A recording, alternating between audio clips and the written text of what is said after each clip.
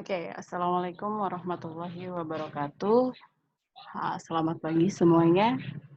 Hari ini, insya Allah kita akan insya Allah akan membahas tentang pendapatan nasional dan pertumbuhan ekonomi Indonesia.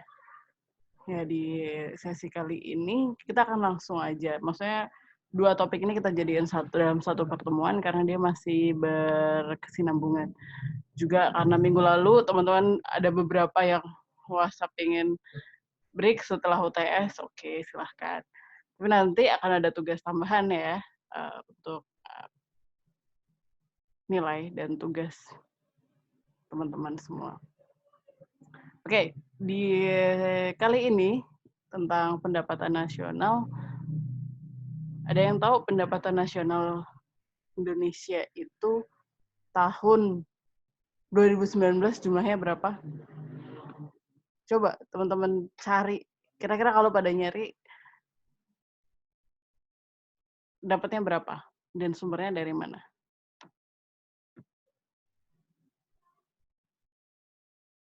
Dapat? Oke, kalau teman-teman nyari tentang pendapatan nasional, kalian harus benar-benar nyari dari sumbernya, bukan dari artikel berita. Jadi teman-teman bisa dapat dari sumber yang langsung mengelola tentang pendapatan negara, yaitu kalau di Indonesia pendapatan negara itu dikelola atau datanya ada di Kemenkeu, Kementerian Keuangan. Jadi kalau teman-teman nanti bikin skripsi, jangan pakai artikel, tapi pakai data langsung dari lembaga atau instansi formal yang menerbitkan atau di situ sumber informasinya. Oke, saya langsung akan bukain tentang website Kemenkeu ini, dari website Kementerian Keuangan APBN 2019. Oke, pendapatan nasional. Tadi juga udah diterangkan kalau struktur pendapatan nasional kita terdiri dari beberapa komponen. Yang pertama, apa rumusnya tadi? Y sama dengan konsumsi, ditambah investasi, ditambah pembiayaan negara, ditambah ya ekspor impor. Oke, kita lihat struktur berapa sih jumlah APBN 2019. RAPBN artinya adalah rencana anggaran belanja negara. Tahun 2019 sebesar 5,3.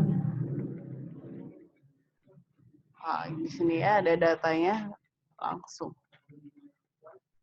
Oke, gimana dengan posturnya? Nah, yang di awal kita lihat inflasinya berapa, 3,5. Nilai tukarnya di rencana APBN ada 14.400, tapi di realitanya ada 15.000, sebesar 15.000.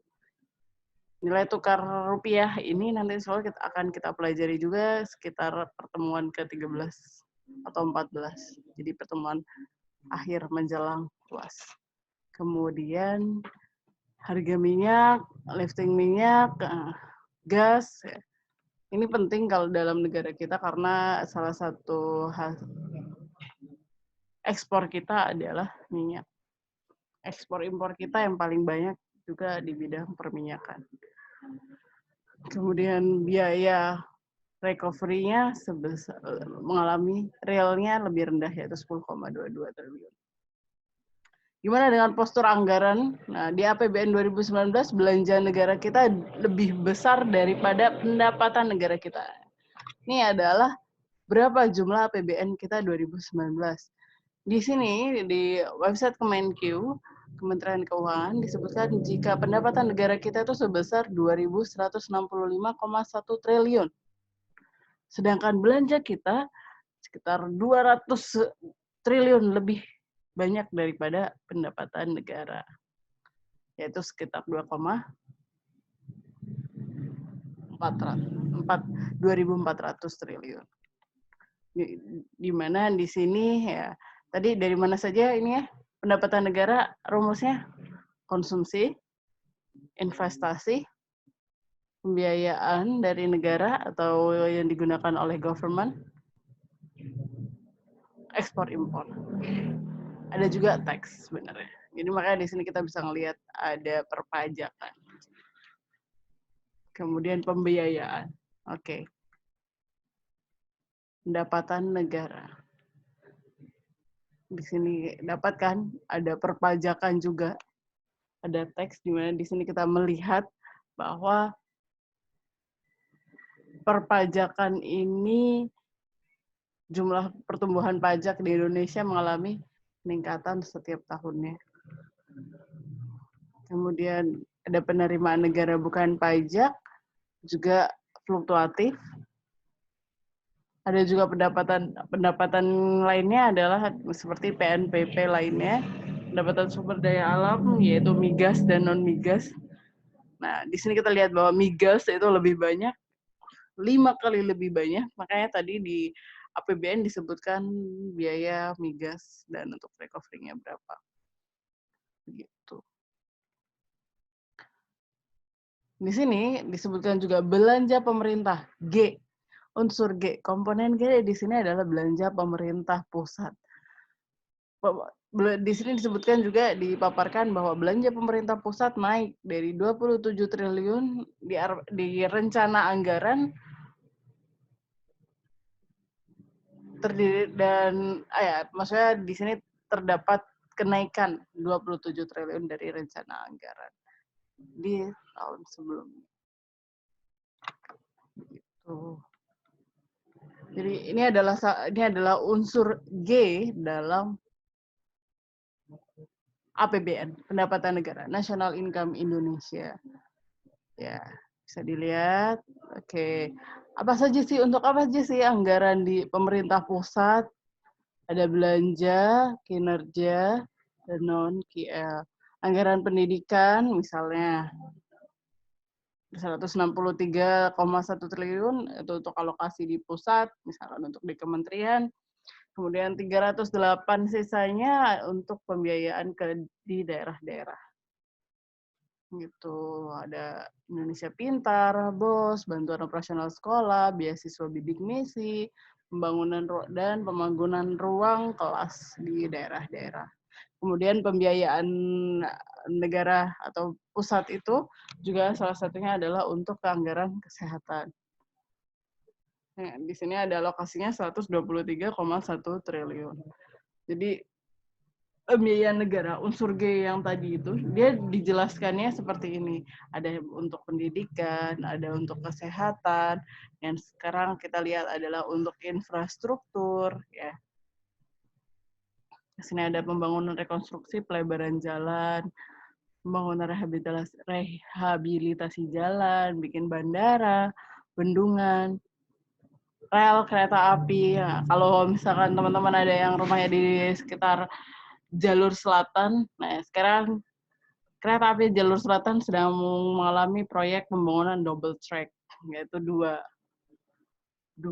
rel, jadi bisa lebih cepat. Nah itu salah satunya didapat dari APBN. Transfer ke daerah dan dana desa ini juga termasuk dalam anggaran pusat. Nah, anggaran negara dari unsur G yang tadi juga udah dijelaskan. Jadi sekarang ada namanya dana desa ya. Jadi setiap desa itu ada alokasinya 1 triliun masing-masing. Nah, 1 miliar ya, 1 miliar. Nah ini makin lama ternyata makin besar, 826,8 triliun. Menurut teman-teman nih yang sekarang lagi ada di desa, yang ada di wilayah masing-masing, apakah adanya dana desa ini bermanfaat untuk wilayah kalian, khususnya dalam pembangunan dan infrastruktur? Oke, silahkan dijawab atau silahkan, apakah teman-teman merasakan adanya anggaran dari anggaran yang dialokasikan oleh pemerintah di wilayah kalian masing-masing dari kurun waktu ya dari 2015 sampai 2019 gitu. Coba kalian ungkapkan di kolom e-learning ya. Gitu. Nah, memang ini masih banyak PR ya kalau di realnya masih bakalan banyak banget PR terkait pengamanfaatan dana desa. Nah, di sini CIG plus NX ya. Tadi rumus dari APBN adalah CIG plus NX. Nah, di sini juga ada defisit APBN. Nah, APBN ini adalah ketika jumlah pendapatan negara tidak sesuai dengan realita atau di rencana jumlahnya 2.500, tapi ternyata realitanya 2.600. Nah, itu dia anggap sebagai APBN, defisit.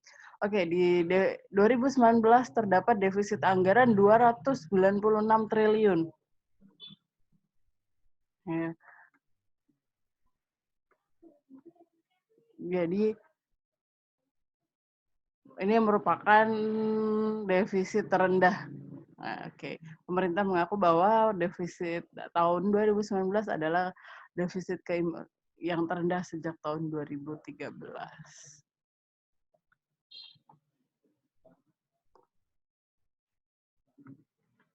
Kemudian ada juga pembiayaan investasi di BUMN, BLU, lembaga lainnya gitu. Pembiayaan utang, itu juga masuk ke dalam investasi dan pemberian pinjaman kepada BUMN. Oke, dari sini ada pertanyaan.